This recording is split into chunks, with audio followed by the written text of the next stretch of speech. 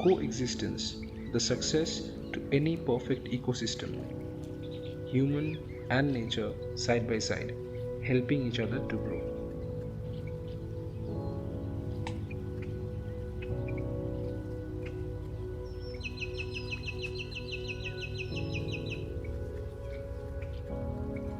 Last week, we went to see the hitmans, assassins, and goofballs. Today, we will meet some more cute ones, the ones that call this patch of land home. After monsoon, the rainwater accumulates in these lowlands and turn it into a different kind of habitat, and thus it becomes an Eden for these cotton pygmy gooses. These local inhabitants are one of my favorite. They live in rafts and are one of the most beautiful inhabitants of this wetland.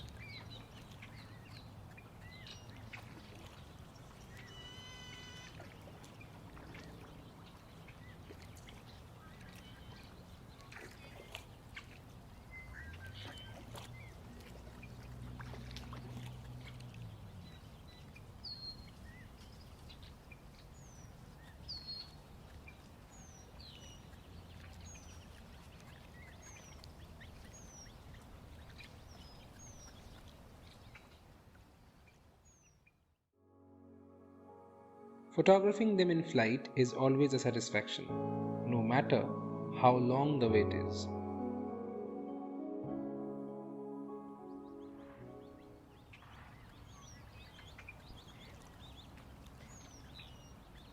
When talking about ducks, one can't miss the international visitors.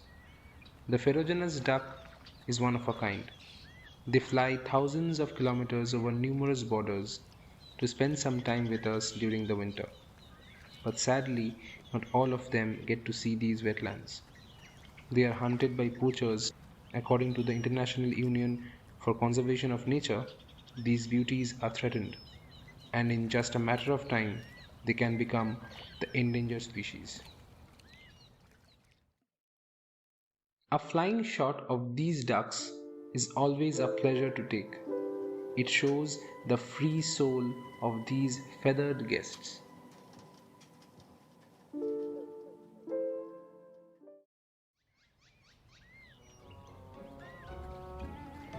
Wetlands are incomplete without waders, and one of the most common waders is the bronze-winged jacana. This beauty is a common one, but it's still a pleasure to watch them.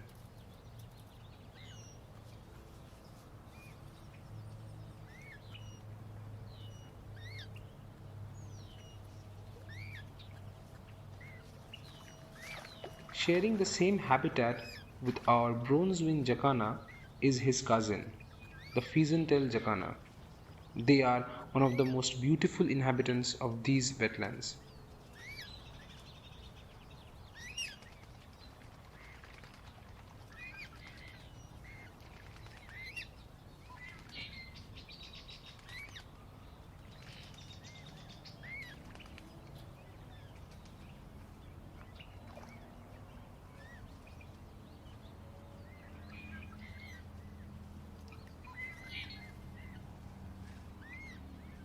I bet you did not know this about the jacanas. They live in a matriarchal society where a female has a numerous males in her harem and mates with more than one male at a time. What humans could not do is achieved by these birds already.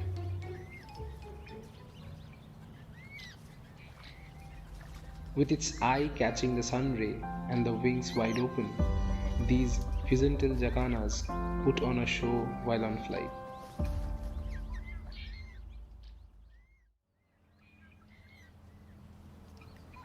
When talking about waders, one cannot miss the sandpipers. These small butt-shaking cuties migrate from subarctic wetlands during the winter. This one is sitting in the vegetation and trying its best to stay hidden.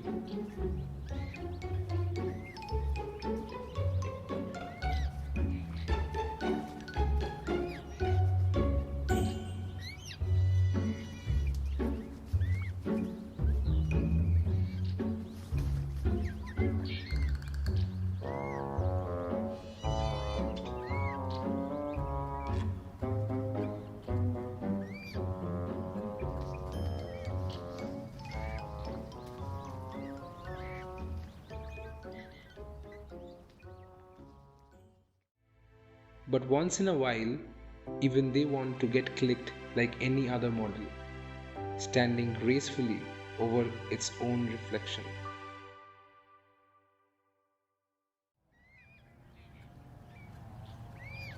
Neither a wedder nor a duck.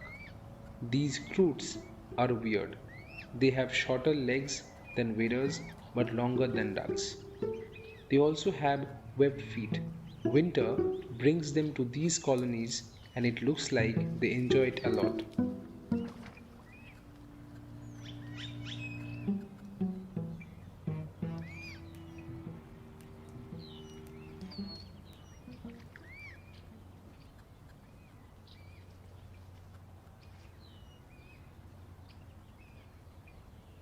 These wetlands act as a home for the little ones too. The citrine wagtail is one of these little ones. This little tail-wagging songbird migrates all the way from the tundra and spends some time here during the winter holidays.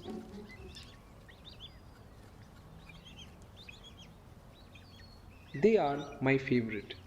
They are very easily approachable and thus always end up giving the best shots.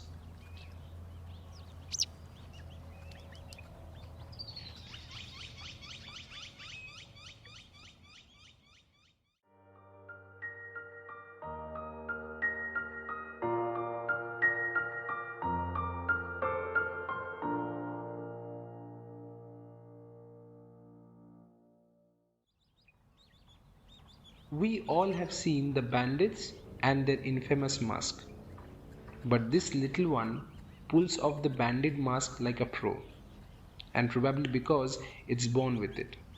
This is a brown shrike.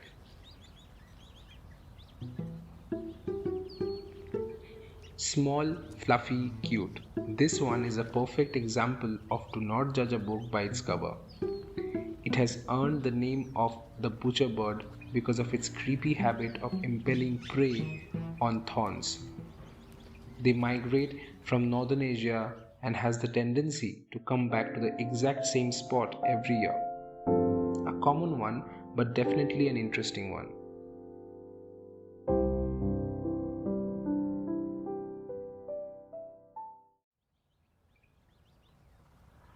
These wetlands has its own bandit too, the long-tailed shrike, the cousin of our brown shrike. This one has a bandit mask that covers the whole head. It may be small, but you better not go on its size. It feeds on whatever prey it gets, but it has a taste for lizards and small birds.